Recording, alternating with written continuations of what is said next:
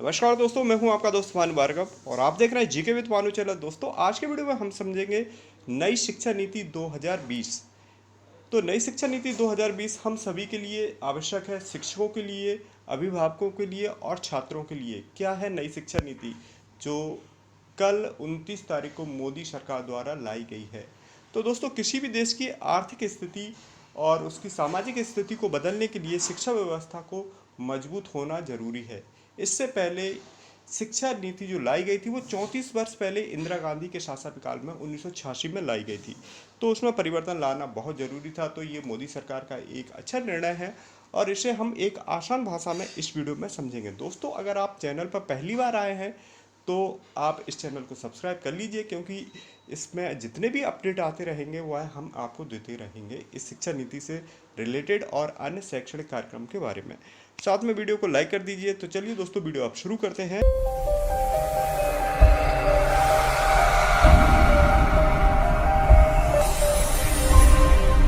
तो दोस्तों, नई शिक्षा नीति को मोदी कैबिनेट ने बुधवार को मंजूरी दे दी है। शिक्षा जगत में पूरी तरह से बदलाव लाने के लिए लाई गई है यह शिक्षा नीति। इसके साथ ही मानव संसाधन विकास मंत्रालय का नाम बदल करके शिक्षा मंत्रालय कर दिया गया है। नई शिक्षा नीति के अंतर्गत 10+2 फॉर्मेट को पूरी तरह से खत्म कर दिया है और जानते हम इसे समझते किस प्रकार से ये अब रहेगा। तो अब इसे 10+2 में बांट करके 5+3+3+4 फॉर्मेट में ढाला गया है। इसका मतलब यह है कि अब स्कूल के पहले 5 साल के बाद प्री प्राइमरी स्कूल 3 साल। तो ये पूरा हम इसे थोड़ा सा डिटेल में समझते हैं कि जो 5+3+3 और +4 ये जो फॉर्मेट बनाया गया है अब, तो ये इसमें 5 वाला जो ईयर रहेगा उसमें 3 वर्ष प्राइमरी के और प्लस पहली कक्षा और दूसरी कक्षा रहेगी, यानी ये 5 वर्ष का रहेगा। और साथ में फिर उसके बाद 3 ईयर यानी कक्षा 3, 4 और 5 इसमें रहेगी। नेक्स्ट ये अगले 3 जो तीसरी स्टेज है तो उसमें रहेगा 6वीं, 7वीं, 8वीं क्लास रहेगी। वहीं 4 ईयर का जो कार्यकाल रहेगा उसमें 9th, 10th, 11th और 12th रहेगा। दोस्तों, इसमें साथ में ये भी क्लियर करना चाहता हूँ कि जो प्री प्राइमरी है उसमें 1, 2, 3 ईयर यानी 3 से 6 वर्ष के बालक इसमें पढ़ाई करेंगे और साथ में कक्षा 1 और 2 के बालक पढ़ाई करेंगे। साथ में तीसरी क्लास में इसमें जाकर के उसका पेपर होगा, ये दूसरी क्लास में जाकर के पेपर होगा साथ में। और ये 5वीं जो 3 वर्ष का है तो उसमें भी तीसरी, चौथी, 5वीं, तीसरी, चौथी। तो नई शिक्षा नीति के अन्य फैक्ट्स को हम समझेंगे इसके अंतर्गत। इसमें स्कूली शिक्षा के अलावा जो ग्रेजुएशन शिक्षा रहेगी उसमें भी 4 year integrated BEd, 2 year BEd और 1 ईयर बीएड कोर्स रहेगा। तो दोस्तों, जैसा कि इंटर के बाद यदि कोई बीएड करना चाहता है तो उसका 4 वर्ष का बीएड रहेगा। वहीं वो ग्रेजुएशन के बाद यदि बीएड करना चाहता है तो उसका जो बीएड रहेगा वो 2 ईयर का रहेगा।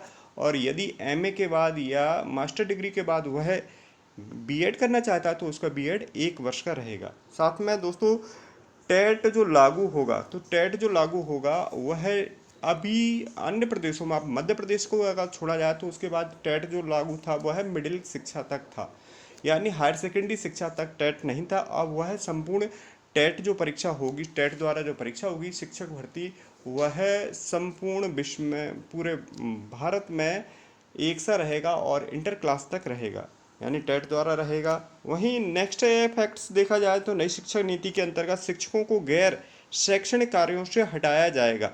शिक्षा से चुनाव ड्यूटी में ही लगेगी, बीएलओ ड्यूटी से शिक्षक हटेंगे। एमडीएम से भी शिक्षकों को हटाया जाएगा। स्कूल में एसएमसी, एसडीएमसी के साथ साथ एससीएमसी यानी स्कूल कंप्लीट मैनेजमेंट कमेटी बनाई जाएगी। शिक्षक नियुक्ति में डेमो, स्किल टेस्ट व इंटरव्यू भी शामिल किया जाएगा। तो दोस्तों, पहले इंटरव्यू नहीं था, अब साथ में डेमो क्लास भी ली जाएगी। एग्ज़ाम होने के बाद यदि एग्ज़ाम आपने क्वालिफाइड कर लिया तो डेमो क्लास के बाद इंटरव्यू भी होगा। ग्रामीण इलाकों में स्टाफ के लिए क्वार्टर बनाए जाएंगे, यानी ग्रामीण क्षेत्रों में आप जितने भी जो शिक्षक पढ़ाने जाते हैं तो उनके वहाँ पर मुख्यालय बनाने के लिए, रहने के लिए क्वार्टरों का निर्माण किया जाएगा। आरटीई को अब 12 या 18 वर्ष की आयु तक लागू किया जाएगा। तो सर्व शिक्षा जो अभियान है, आरटीई जो है, राइट टू एजुकेशन, तो उसे 12वीं क्लास तक लागू किया जाएगा। अभी यह 8वीं क्लास तक था शिक्षा का अधिकार। मिड डे मील के साथ में हेल्दी ब्रेकफास्ट स्कूलों में दिया जाएगा। तो दोस्तों ये एक अच्छी बात है। मिड डे मील जो अभी 8वीं क्लास तक था, अब 12th क्लास तक रहेगा, और उसमें हेल्दी ब्रेकफास्ट भी दिया जाएगा। 3 लैंग्वेज बेस्ड स्कूली शिक्षा रहेगी, तो 3 लैंग्वेज में स्कूल की शिक्षा दी जा सकती है। इसके अलावा दोस्तों फॉरेन लैंग्वेज कोर्स भी लागू किए जाएंगे। तो फॉरेन लैंग्वेज में भी शिक्षा दे सकते हैं, स्कूली शिक्षा में विदेशी भाषा भी साथ में रहेगा। और 3 लैंग्वेज वाली जो शिक्षा है उसमें हिंदी, इंग्लिश और संस्कृत रहेगी। तो ये तो है ही, साथ में विदेशी भाषा का भी रहेगा। विज्ञान और गणित को बढ़ावा दिया जाएगा। हर सीनियर सेकेंडरी स्कूल में साइंस और मैथ विषय अनिवार्य होगा।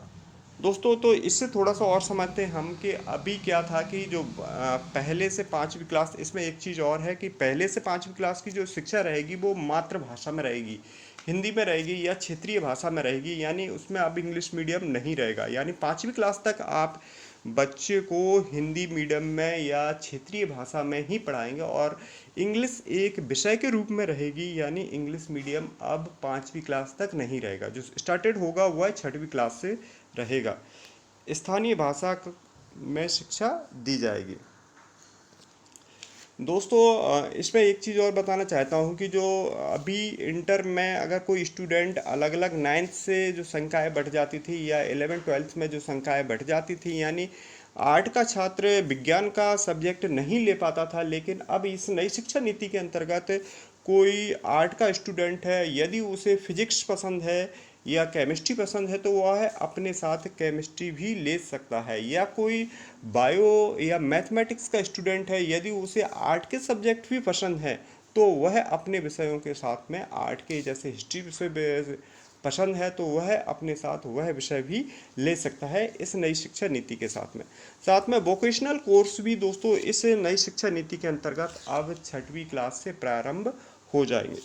नेक्स्ट देखते हैं अगला फैक्ट्स क्या है। स्कूल में राजनीति तथा सरकार का हस्तक्षेप लगभग समाप्त हो जाएगा इस नई शिक्षा नीति के अंतर्गत। एनसीईआरटी पूरे देश में नोडल एजेंसी के रूप में कार्य करेगी। दोस्तों एनसीईआरटी की बुक सभी उसमें रहेगी और साथ में एक नोडल एजेंसी के रूप में कार्य करेगी।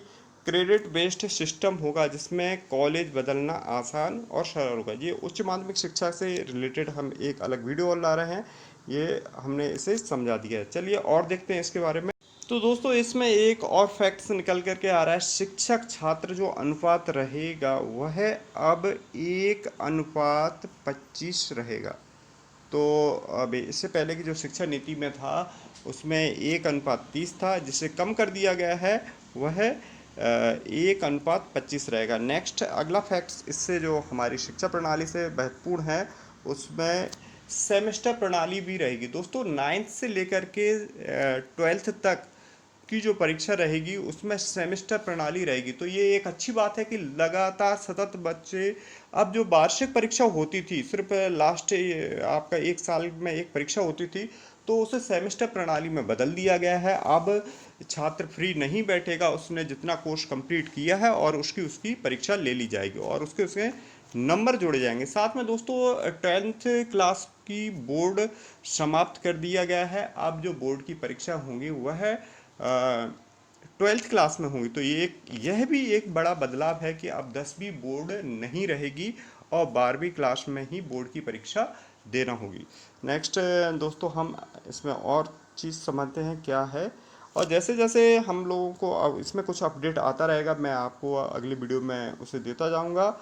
और ये इसमें दिया गया है जैसा कि ये 25 वाला जो रेशियो है, 1 छात्र शिक्षा का जो अनुपात रहेगा ये यहाँ पर दिया है। और दोस्तों माध्यमिक विद्यालय के दौरान वैकल्पिक रूप से विदेशी भाषा का चुनाव कर सकते हैं। संस्कृत को वैकल्पिक भाषा के रूप में पेश किया जा सकता है। तो ये कुछ नई शिक्षा नीति में बदलाव हुए हैं और इसमें क्या नया अपडेट है, इसे और क्लियरिटी से हम समझने के लिए दोस्तों अगले वीडियो में मिलेंगे। तब तक के लिए दोस्तों जय हिंद, जय भारत।